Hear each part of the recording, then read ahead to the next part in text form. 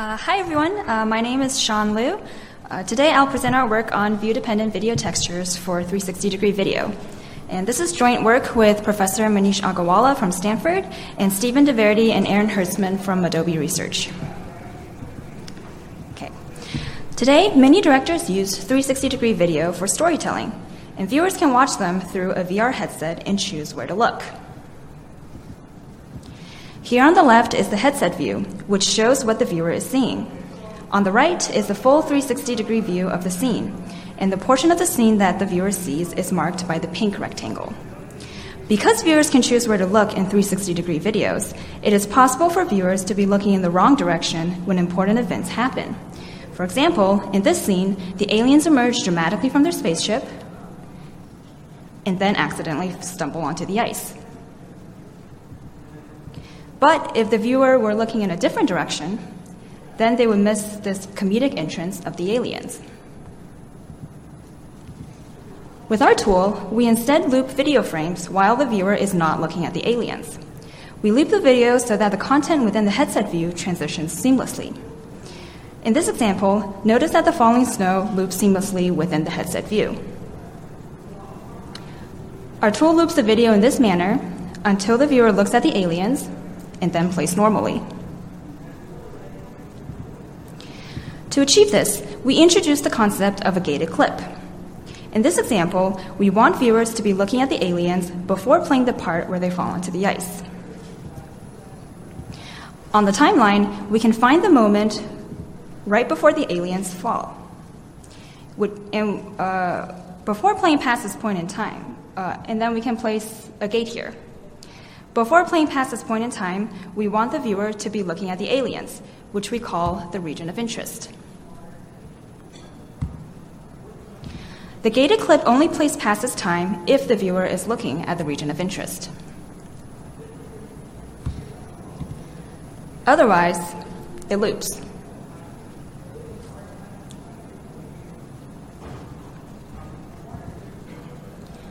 Naive video looping might have hard transitions, such as the candle flame clip here. This is because the last video frame may not be similar to the first video frame of the clip. Thus, to loop the video more seamlessly, we use video textures, which were first introduced by Scholl et al. In 2000. Video textures look for similar frames within the video to smoothly transition between. Here, the red curves show the possible transitions from one frame in the original video to another, and the red bar denotes the position of the frame currently being displayed in the original video. Conventional video texture algorithms look for similar frames to transition between by looking at frame differences. Here's a diff of the two frames. The amount of difference is given by the scale on the right, where a brighter color means a greater difference. As you can see, the main difference of these two frames is the edge of the flame, but these frames are similar overall, so a transition between them is smooth. However, in our case, due to the larger field of view of 360-degree video, it is rare to find frames that are similar. With more pixels, it's just harder to find smaller frame differences because there are more places where things can move. For example, in this scene, the snow and clouds are moving throughout the 360 scene. Our insight is that the viewer only sees a portion of the scene at any time, so it doesn't matter if the rest of the scene has a large difference. As long as the portion of the scene within the headset view are similar, we can allow transitions between these frames. Thus, we split the view sphere into many overlapping views. And we duplicate the video timeline for each view. If the viewer looked at the first view, the head trajectory is represented by the cyan arrow in the first timeline. Here, the viewer just looks at the rabbit throughout the entire clip. If the viewer looked across the first three views from left to right, then we'd get a head trajectory like this across the three timelines. Here, the viewer starts off looking at the rabbit, and then turns right, and then turns right again to see the aliens. To ensure that viewers do not pass the gate without seeing the aliens, we determine which views do not contain the aliens, and then find video textures for those views. As the viewer turns left to right, we can play seamless loops based on the direction they are looking at. For example, let's consider this head trajectory. During playback, we consider the viewer to be in the discretized view that is closest to the current headset view. Video textures give us seamless loops for the direction the viewer is looking at. Notice that within the pink rectangle, the content transitions smoothly.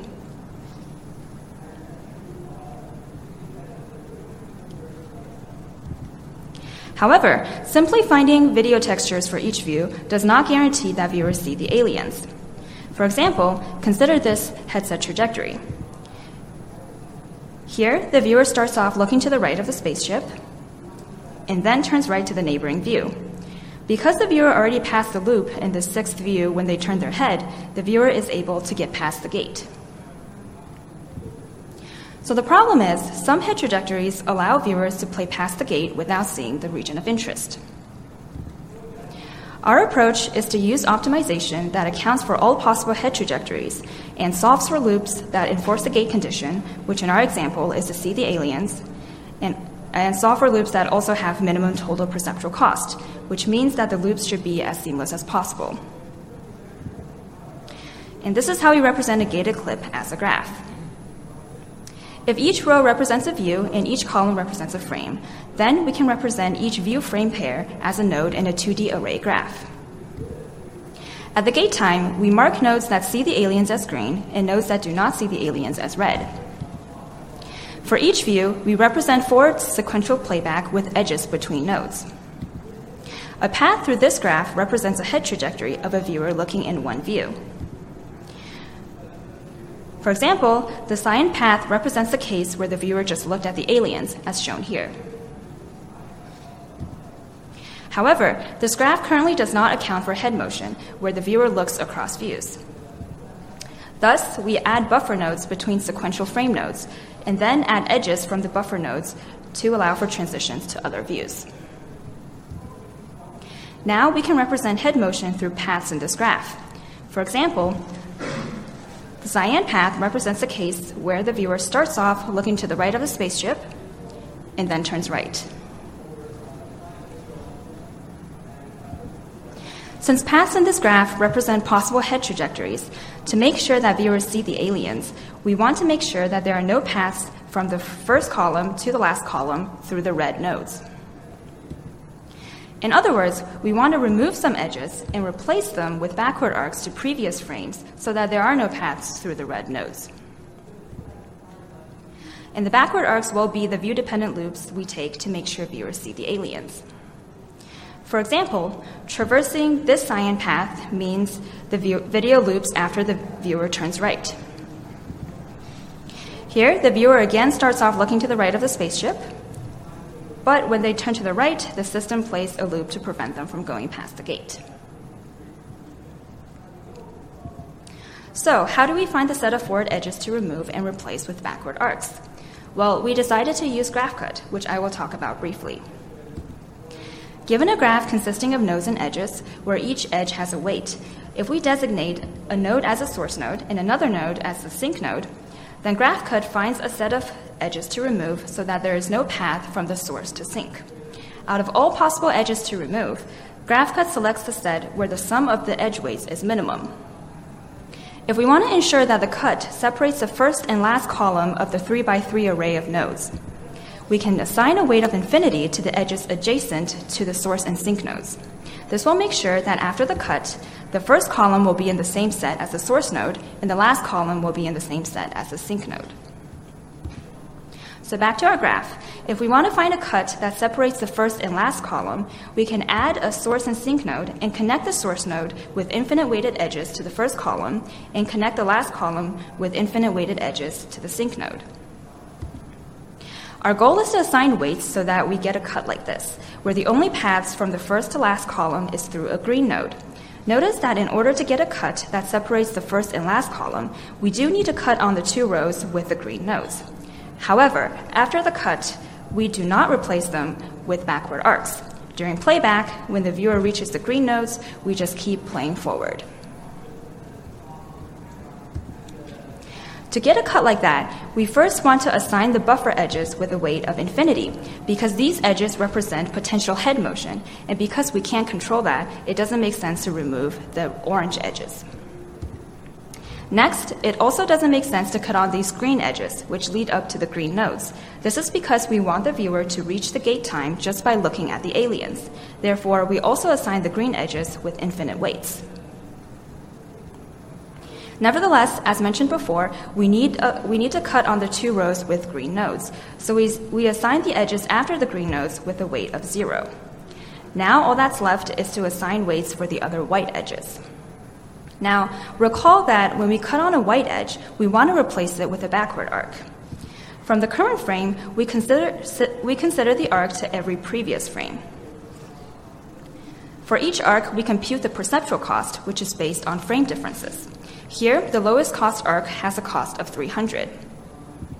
When we cut on the white edge, we choose the lowest cost arc from the current frame.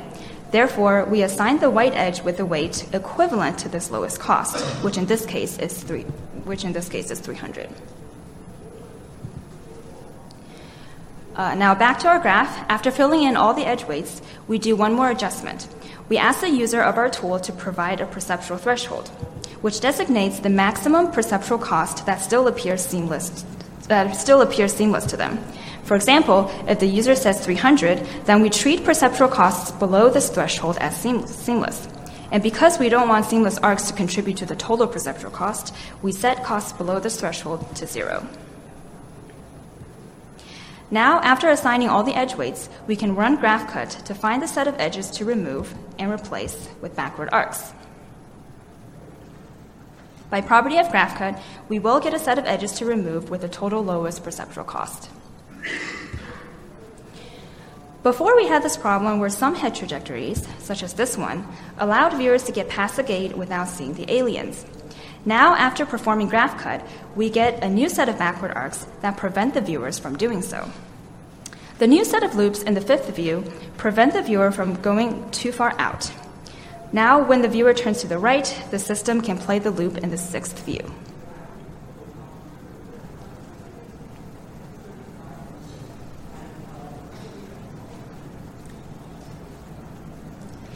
We show in the paper that GraphCut works well, but may require a post-process step to ensure that the backward arcs still maintains the gate condition.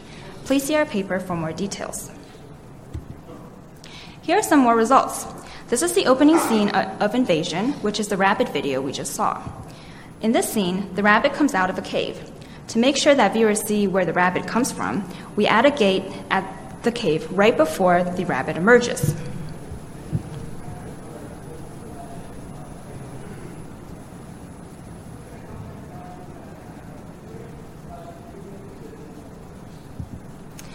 This is a 360 video trailer of Stranger Things by Netflix. At the end of the trailer, a monster jumps out at the viewer from behind. To ensure that viewers see the monster, we place a gate on the monster right before it jumps.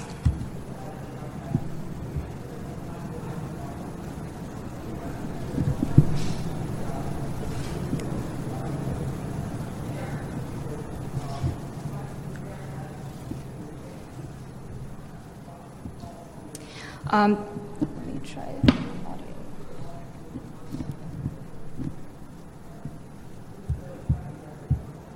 Okay. This is a lions documentary from National Geographic. Here, there are 3 lions, but the narrator introduces one particular lion, which is covered by the green rectangle. To make sure the viewer doesn't confuse the lions, we place a gate on the correct lion before the start of the introduction.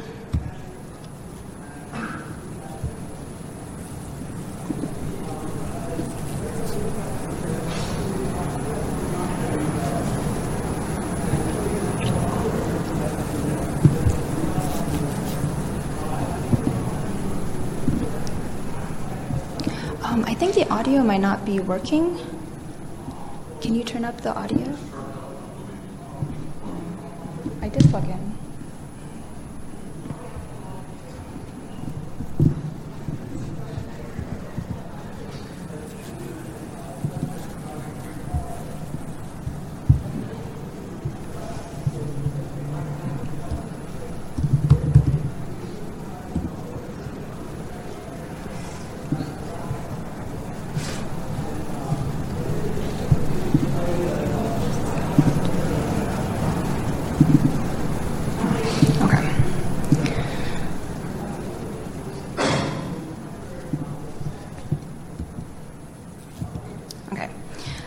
This is an example where we chain together multiple gates to form a story.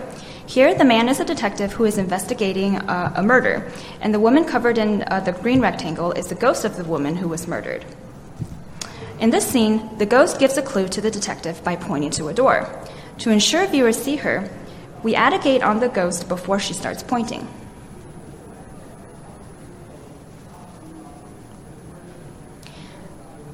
After that, the ghost disappears.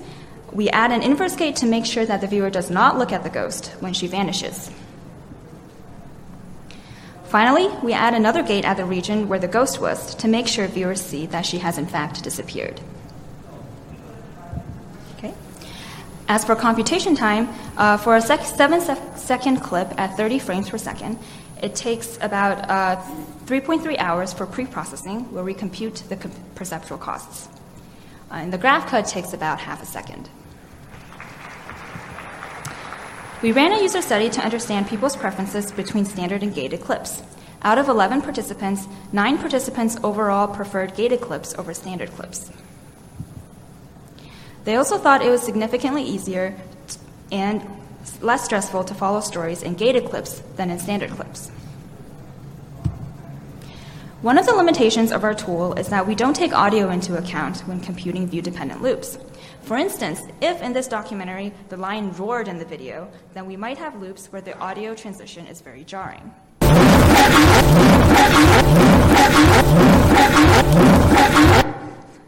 Okay, the audio is working now.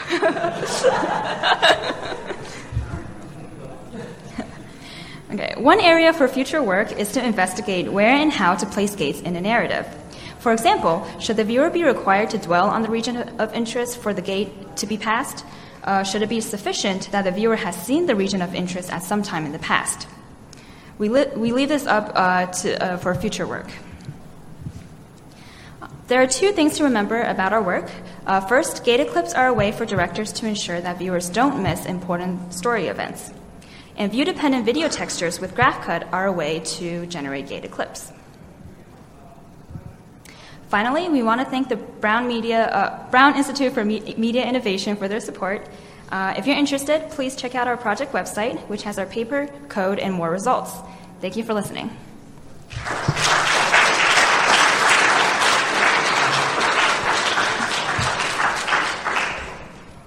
Any questions? Thank you. It was a very great talk. I was wondering if the direction of sound can help with where you are looking at the headset. You mean the sound? Yes. Like if some noise is from right and then suddenly you look at right or left. Yeah, so there has been a lot of work on gaze guidance techniques where you use like visual or audio cues to guide people's attention, and our work is like complementary to those. It would be best if filmmakers use gaze guidance techniques in conjunction with our method to guide the viewer's attention while guaranteeing that they see the right thing. Yeah. Any other questions? Hi, Michel Baudouin-Lafont, Université Paris-Saclay. In your graphs, you showed the gate as just a point in time. Right. But then in the video, it looked like you had to get there and then wait a bit, otherwise you may miss it. So what if I go over the gate but then leave quickly? Do I miss the scene? Right. Yeah, so in our results, we designate the gate time as a single frame. If you want the viewer to be looking at a duration, then you could either move the gate a little bit backwards, or you can designate like maybe a window of frames to as a gate, and in that case, the graph cut would have like the adjacent views would have like sequential frames around that time to also have backward arcs. We haven't experimented that with our results, but theoretically it should work. Yeah. Thank you. So let's thank the speaker, and then let's move on.